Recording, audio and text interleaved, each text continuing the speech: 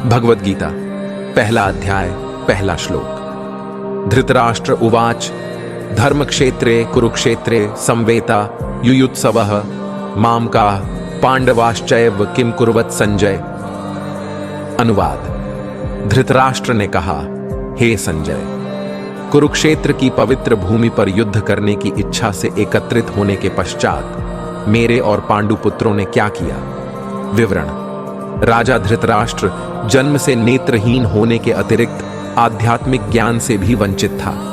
अपने पुत्रों के प्रति अथाह मोह के कारण वह सत्यपट्ठ से च्युत हो गया था और पांडवों के न्यायोचित राज्याधिकार को हड़पना चाहता था। अपने भतीजों पांडव पुत्रों के प्रति उसने जो अन्याय किया था उसका उसे भली भांति बोध था। इसी अपराध बोध के कारण वह युद्ध के परिणाम के संबंध में चिंतित था। इसलिए धृतराष्ट्र संजय से कुरुक्षेत्र की युद्ध भूमि जहां युद्ध होने वाला था की घटनाओं के संबंध में जानकारी ले रहा था।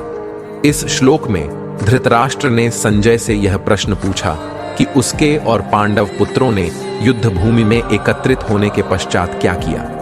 अब यह एकदम स्पष्ट था कि वे युद्ध भूमि में केवल युद्ध करने के उद्देश्य के लिए एकत्रित हुए थे। इसलिए यह स्वाभाविक ही था कि वे युद्ध करेंगे। धृतराष्ट्र को ऐसा प्रश्न करने की आवश्यकता क्यों पड़ी कि उन्होंने युद्ध भूमि में क्या किया। धृतराष्ट्र द्वारा धर्म क्षेत्रे धर्म भूमि शब्द का प्रयोग करने से उसकी आशंका का पता चलता है। कुरुक्षेत्र पवित्र भूमि थी। शतपथ ब्राह्मण में इसका वर्णन कुरुक्षेत्र देव यजनम के रूप में किया गया है, अर्थात कुरुक्षेत्र स्वर्ग की देवताओं की तपोभूमि है। इसलिए इस भूमि पर धर्म फलीभूत होता है।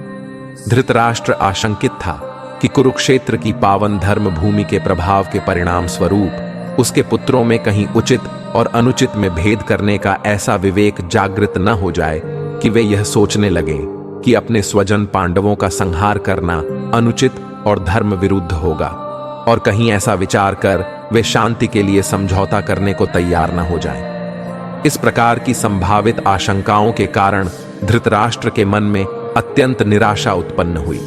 वह सोचने लगा कि यदि उसके पुत्रों ने युद्ध विराम या संधि का प्रस्ताव स्वीकार किया तो पांडव निरंतर उनकी उन्नति के मार्ग में बाधा उत्पन्न करेंगे। साथ ही साथ वह युद्ध के परिणामों के प्रति भी संदिग्ध था और अपने पुत्रों के उज्जवल भविष्य के प्रति सुनिश्चित होना चाहता था। इसलिए उसने संजय से कुरुक्षेत्र के युद्ध स्थल में हो रही गतिविधियों के संबंध में पूछा, जहां दोनों पक्षों की सेनाएं एकत्रित हुई थीं।